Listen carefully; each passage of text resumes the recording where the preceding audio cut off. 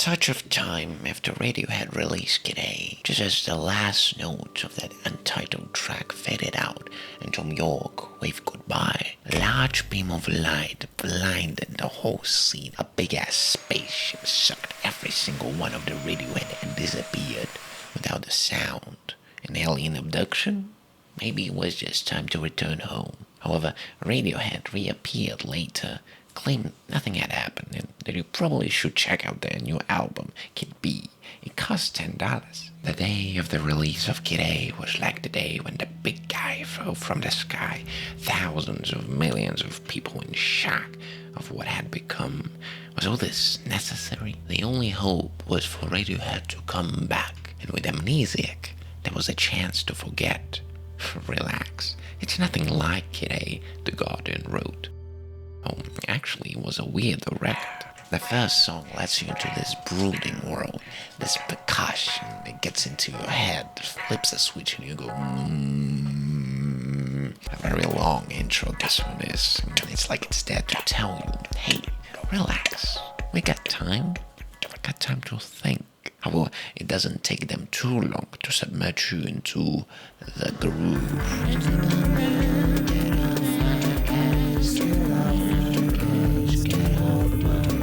Music is like that. It's a pondering album. The intros are long here, the oohs are elongated and more airy, almost like a texture. Yet it is straightforward too. Look at it. It is an old book full of dust on it. Yet it's so bold it makes you not feel but rather think. And the very next tune is Pyramid Song? Amnesia comes from a weird place when Radiohead didn't know what they were up to. Should they record together? Should they record separately? More guitar? Less guitar? Should we bring up Lemons again? Also, there was the alien abduction aspect of things. So what came was a nice and pretty selection of characters. You got your insane, crazy electronic dance extravaganza, your soothing jazz-inspired tunes, forgotten classics, Pyramid Song, and a touch of Can. Amnesiac is like a box of chocolates. You never know what's inside, but it is also a very fine, fancy box of chocolates, like those Ferrari chocolates. And Pulk Revolving Doors, a classic. The ambience is so like... The drums, they go... The synths. And of course, the vocals. I don't know why. This album makes you feel in this alien way, like... This guy gets it. Tom York sucks you into this nimble little world of ooze. Very simple, cute. Guitar going broom broom in one ear, ooze going on in the other. To enhance this sound, they put the voice through the diffusers of On Mateno, and you didn't even watch that video. The big bass lends it all. So fancy. That's when the piano sends you into the casket that starts descending down into the depths of 9 seconds of hell to burn. For eternity. When I might be wrong, we enter a deeper electronic land. It's simplistic in its nature, except for the...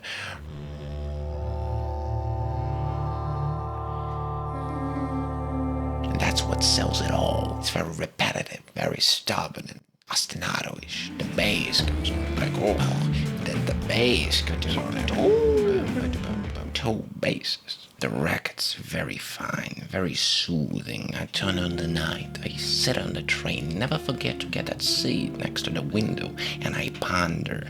This album is very fitting for those kind of activities, if you know what I mean. However, it is completely eclipsed by the fact of Pyramid Song being on the album. Knives Out is a song about a very, very dark and eerie place where they do some very, very dark and eerie, fucked up stuff. It is much like my hometown. Amnesiac is a person who suffers from amnesia, a person who forgot. This is because Radiohead forgot that they already included Morning Bell on the last record. This one's a fancier one, however. Even though it lost the original 5/4 time signature, it's more textured and atmospheric. atmospheric, very evil sounding, and at the same time soothing and nice. It's like that Cockroach album. It seems like Morning Bells should have been a 7-minute long, pondering big song. But the distant sounds of dollars and cents are conveying certain feelings. Basso ostinato, big metal being played with small drums. Essentially 2 chords for harmony and strings. Feels like it feels like more. And then Tom asks me to quiet down and starts screaming. Everything goes crazy and loud and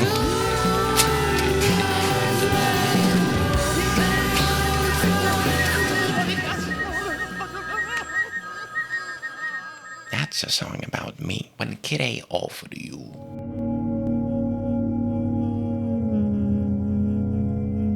Amnesiac was way more like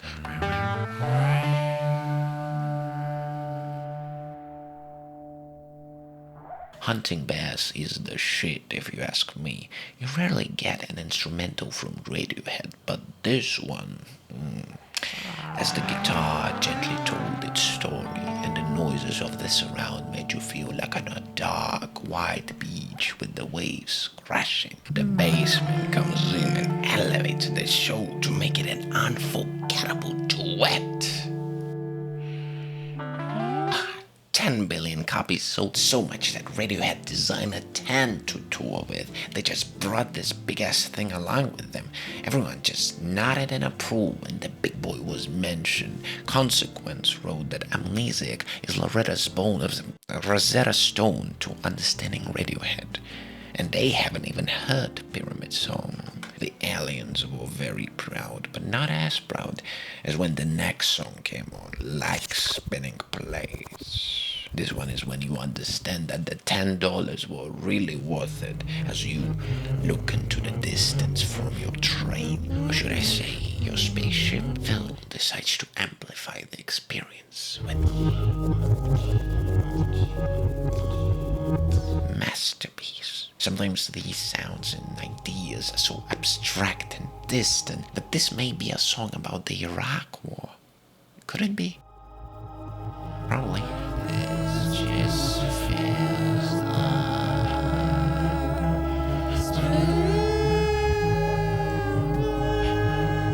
Amnesiac was the fanciest Radiohead. Amnesiac was the scariest Radiohead.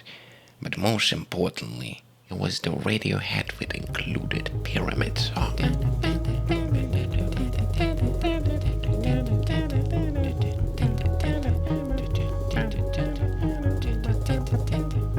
But between us, life in a glass house is where it's really at.